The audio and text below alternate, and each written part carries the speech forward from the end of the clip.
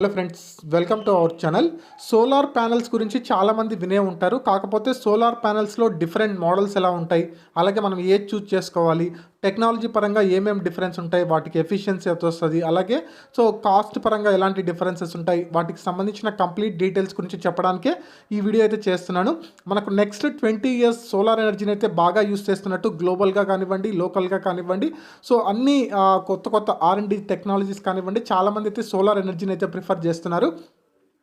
So మన ఇండియాలో ఎలాగో టెంపరేచర్స్ అయితే ఎక్కువ ఉంటాయి కాబట్టి ఈ సోలార్ ప్యానల్స్ వల్ల చాలా వరకు అయితే మనకు బెనిఫిట్స్ ఉంటాయి. సో ఆ డీటెయిల్స్ అన్ని కంప్లీట్గా చూద్దాం. ఈ వీడియో నచ్చితే లైక్ చేయండి ఫ్రెండ్స్. మన ఛానల్ అయితే సబ్స్క్రైబ్ చేసుకోండి. సో ఇంపార్టెంట్ అప్డేట్స్ అన్ని ప్రతి ఒక్కటి మన ఛానల్ అయితే ఎప్పటికప్పుడు వస్తూ ఉంటాయి, తెలుసుకుంటూ ఉండొచ్చు. సో ఫస్ట్ మనకు సోలార్ ప్యానెల్స్లో డిఫరెంట్ మోడల్స్ ఏముంటాయో చూద్దాం. ఫస్ట్ వచ్చేసి మనకు 2 డిఫరెంట్ మోడల్స్ ఉంటాయండి. ఒకటి వచ్చేసి పాలీక్రిస్టలిన్, ఇంకొకటి వచ్చేసి మోనోక్రిస్టలిన్. సో పాలీక్రిస్టలిన్కి మోనోక్రిస్టలిన్కి మెయిన్గా డిఫరెన్స్ ఏంటంటే క్రిస్టల్స్ వచ్చేసి డిఫరెంట్గా అరేంజ్ చేసి ఉంటారు. సో మనకు పాలీక్రిస్టలిన్ చూసుకుంటే కనుక క్రిస్టల్స్ అనేవి జిగ్జాగ్గా అరేంజ్ అయి ఉంటాయి. సో మోనోక్రిస్టలిన్ చూసుకుంటే కనుక ఒక సిరీస్లో అయితే మనకు ఏదైతే సోలార్ ప్యానెల్స్ దగ్గర క్రిస్టల్స్ ఉంటాయో అదొక సిరీస్లో అయితే అరేంజ్ చేస్తారు. సో వీటి రెండింటిని బేస్ చేసుకొని మనకు ఈ 2 మోడల్స్ అయితే ఉంటాయండి.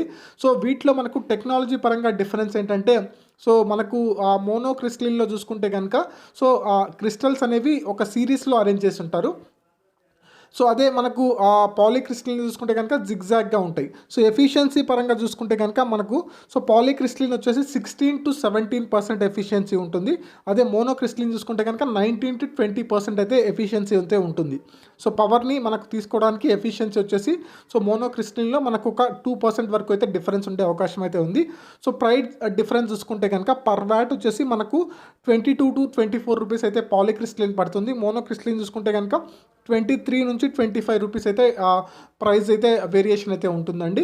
సో మనకు ఎంత ఏరియా ఉంది, మనకు కమర్షియల్గా కావాలన్నా లేకుంటే హౌస్ హోల్డ్ పర్పస్ కావాలన్నా, సో మనకున్న ఏరియా ఏంటి దాని ప్రకారము మనకు వారి కంపెనీ వాళ్ళు ఇన్స్పెక్ట్ చేసేసి ప్లేసు ఎంత ఆ ఏరియాలో మనకు అవైలబిలిటీ ఉందో ఆ ఏరియా ప్రకారమే వాళ్ళైతే కాస్ట్ ఎస్టిమేషన్ చేస్తారు.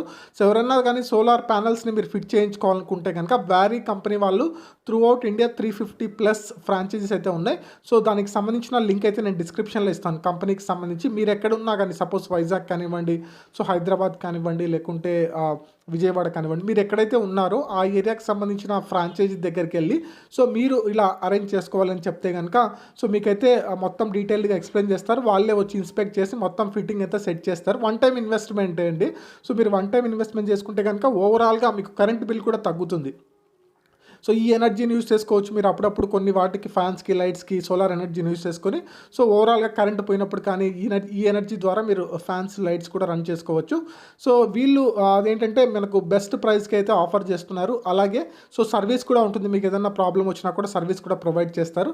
సో వీళ్ళకి చాలా పెద్ద ప్లాంట్ అయితే ఉంది గుజరాత్లో, వ్యారీ కంపెనీ వాళ్ళది. వీళ్ళకు అరౌండ్ గ్లోబలీ కూడా చాలామంది కస్టమర్స్ అయితే ఉన్నారు. సో చాలా కంట్రీస్కి అయితే వీళ్ళు మనకేంటంటే ప్రోడక్ట్స్ని అయితే పంపిస్తూ ఉంటారు. సో ఎవరికైనా ఇంట్రెస్ట్ ఉంటే కనుక తప్పకుండా ట్రై చేయండి. వీళ్ళు ఆ ప్లాంట్ వచ్చేసి మనకు ఫ్రాంచైజీస్ త్రూ అవుట్ ఉన్నాయి. సో మనకు వచ్చి అక్కడ వాళ్ళ ఫ్రాంచైజీ నుంచి ఒక మనిషి వచ్చి మనకు ఇన్స్పెక్ట్ చేసి మొత్తం డీటెయిల్స్ అయితే ఎక్స్ప్లెయిన్ చేస్తారు.